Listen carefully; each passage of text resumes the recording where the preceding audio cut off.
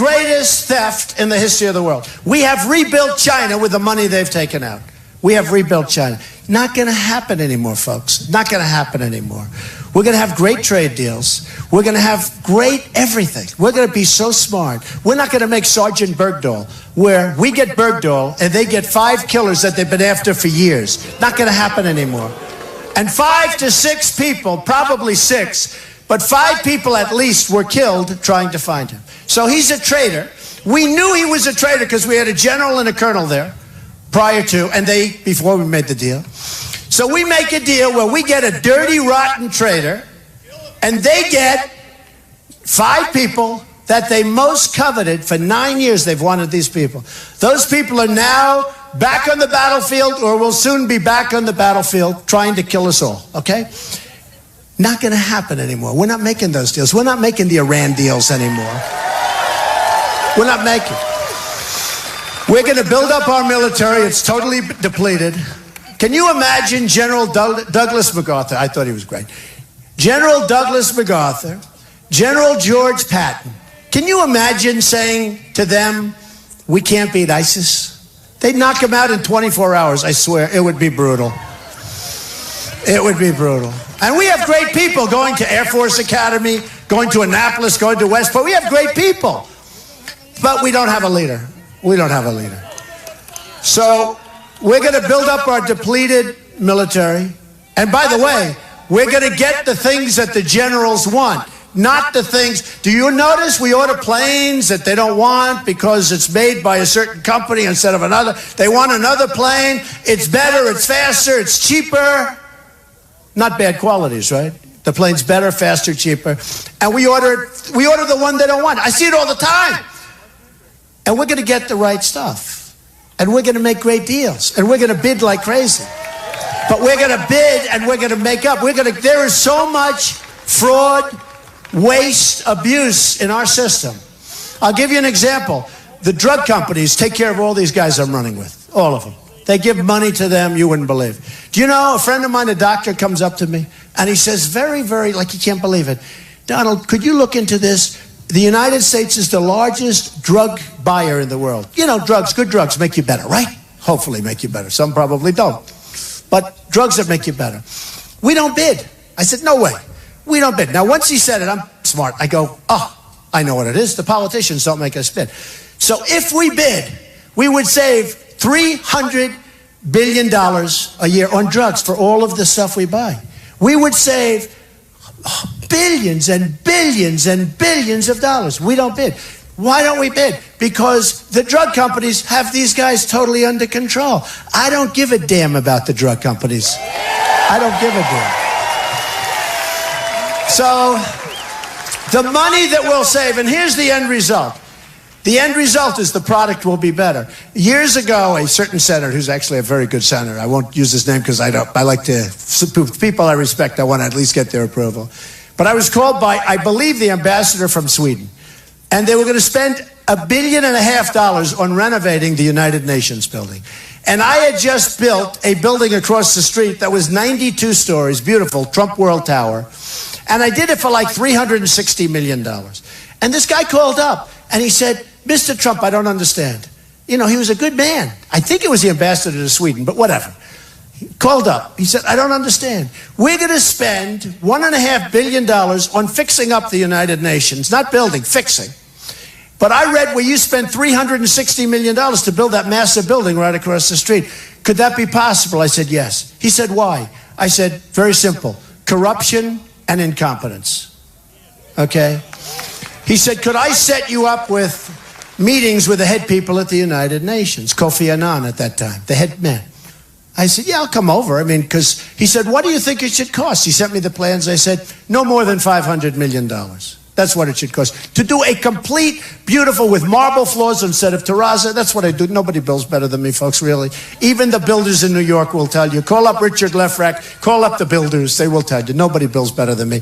So what happens, they call me in, I go to the United Nations, and I'm talking to them, and the head guy doesn't know. I said, is it a boiler system or is it New York steam? I don't know. I said, but aren't you in charge? Yeah, but I just don't know. I don't know what New York steam is, he tells me. I said, you got a guy in charge, he doesn't know anything. So anyway, I said, look, I will do it for $500 million. I'll save you $1 billion. I'll do it. And somebody said to me, yeah, but it won't be the same job. I said, that's right. It'll be much better. In other words, you'll use linoleum or you'll use terrazzo and I'll use marble. It will be a better job and you don't have to move. I'll do 3 floors at a time and nobody's even going to be disturbed. And you won't even have to move. And that was it. I never heard from him again. And the numbers came out recently and they're close to $4 billion to renovate some buildings. And I think it's such a shame. I never even heard from him. I was going to save him $1 billion. But the point of it is this. They said, well, it won't be the same. Honestly, my $500 million renovation of the United Nations would have been a much better job, a much higher end job than their $1.5 billion job. And they actually called hearings. I went down to Washington. I testified before a congressional panel, but nothing's done. You know, they're politicians. They're asking, well, how come this? How come that? I said, hey, look, you tell me. So they had these big hearings. They lasted for a long time. The books got closed. Nothing was ever done. But I tell you, better. Same thing with the military. I'll get better stuff for less money. And even as an example, they're going to order a new Air Force One, right? From Boeing. $3 billion. Now, I don't want to get into it because I'd like to have it if I win. You know, I'd love to have it and blame Obama, you know? Because that plane is old. You know, he played golf the other day in Hawaii. He went out for Christmas to play golf. He was talking about the carbon footprint. And then he got into this plane that's very old. And we should have a new Air Force One. I mean, it's a very old Boeing with the old engine spewing stuff. But he was talking about the carbon footprint.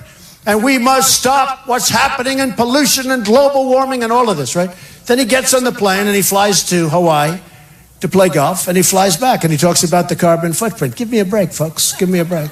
So look, we're going to start winning with everything. We're going to knock out Common Core. We're going to bring our education locally. We're going to repeal and replace the horror that's known as Obamacare. It is a horror. We are going to save and enhance and always protect our Second Amendment, which is under siege.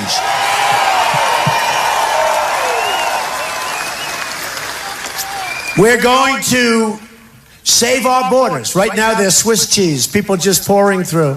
We're going to create strong borders. We're going to build a wall. Believe me, it's going to be built. You heard, I think, at one of the sessions I had with the press, they said, how do you respond to Vicente Fox? He was the ex-president. I said, I think he's got a filthy mouth to use that word. I think it's a disgrace. I'm like the only one that said it. But how do you respond? He said that he will never build that wall. What did I say? I said, the wall just got 10 feet taller. 10 feet taller. Here's the thing. We have a $58 billion trade deficit with Mexico. $58 billion trade deficit. The wall's going to cost $10 billion. Maybe 12, depending. Goes higher, higher, higher. It's okay. Nobody's going over the Trump wall, let me tell you, nobody. Going to go deep and going to go high. The deep will stop some of those tunnels.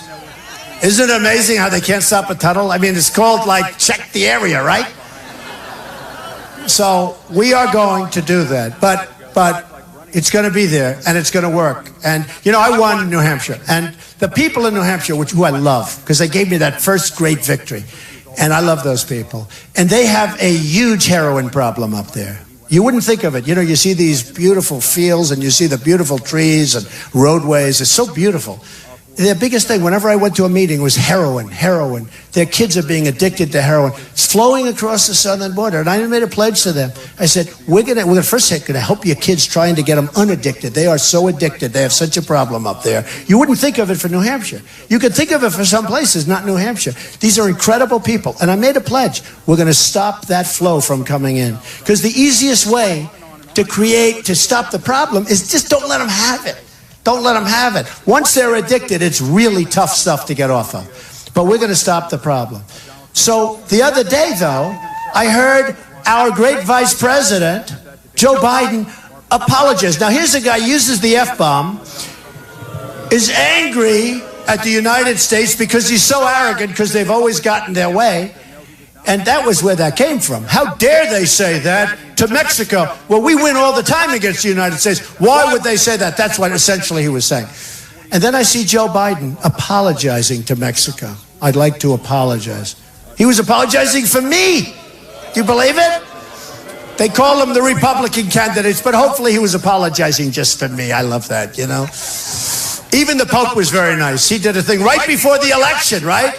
In South Carolina, I heard, oh, the Pope said something. I said to my people, wait a minute, they're going to vote tomorrow morning. Was it good or was it bad? This was like 10 hours before the polls opened, right? In South Carolina. And my people said, Mr. Trump, it was bad. I said, oh, this can only happen to me. The Pope. The Pope. What did he say? And basically the Mexicans convinced the Pope that Trump was a bad guy because I want to have a strong border. And when the Pope figured it out, and when we, you know, a lot of people were calling the Vatican, I can tell you, because a lot of people agree with me that we have to have strong borders. But by the time he figured out about the crime and everything else, the next day he was great, and they were very nice. But I was just saying, this could only happen to me, where the Pope, 10 hours before an election, comes out with something. So we're going to make our military strong. We're going to knock the hell out of ISIS, folks. We got to do it. We got to do it. We're going to knock the hell out of ISIS. Got to do it. We have no choice. We're going to take care of our vets. And here's the story, very simply. We're going to be a great country again. We're going to be the smart country again. We're not going to be the dummies that don't know what they're doing. We're not going to be the stupid people that are laughed at all over the world.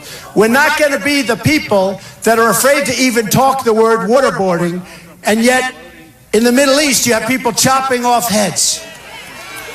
Can you imagine what ISIS and the others are saying in the Middle East as they chop off head after head after head of Christian, as they drown people in big steel cages, just drop them right in the water, drown them, pull them up, they're all dead. And then we talk about waterboarding is severe. They are saying to themselves, these are the weakest, the dumbest people. They cannot believe it. And when they asked Ted Cruz the question, remember in the last debate, just before the last one, what about waterboarding? He couldn't answer. Well, I don't want to get involved. That's a tough question. Then they said to Trump, what do you think about waterboarding? I think it's great, but we have to go stronger. I got a standing ovation. I got a standing ovation. And I didn't ask a pollster to go and poll the question. They said it to me. Again, chop off heads. We're going to be very strong, folks. We're going to be the smart country again. So look, I want to thank you all. I would love to win Arkansas. Special place. Many friends. Many friends.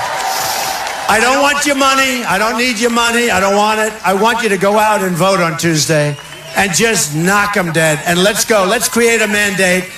We are going to make America great again. We're going to win, win, win. Thank you, everybody. Thank you. Thank you, everybody. I love you. Thank you.